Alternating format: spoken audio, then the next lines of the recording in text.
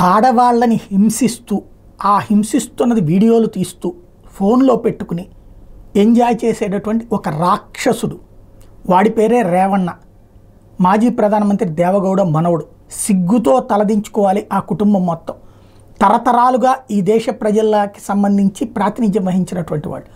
వాళ్ళ ఇంట్లో ఇట్లాంటి ఒక రాక్షసుడు పుడతాడని ఊహించలేదో, లేదా ఆ రాక్షసుని కట్టడి చేయడంలో విఫలమైందో తెలియదు. వాడు ఒక పార్లమెంట్ సభ్యుడు, ఇప్పుడు ఎన్నికల్లో పోటీ చేస్తున్నాడు.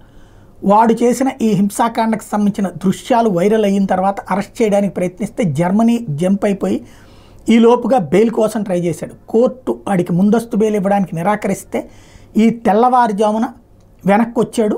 దిగగానే బెంగళూరు ఎయిర్పోర్ట్లోనే వాడిని అరెస్ట్ చేసి జైలుకు పంపించింది. ఈ విషయంలో కాంగ్రెస్ గవర్నమెంట్కి శబాష్ చెప్పాలి. అట్లాగే ఆ రాక్షసుని వెనకేసుకొచ్చినటువంటి కుటుంబం, దేవగౌడ అయితే వ్యతిరేకించారు, కానీ ఆ కుటుంబం వెనకేసుకొచ్చినందుకు చేత్కరించాలి.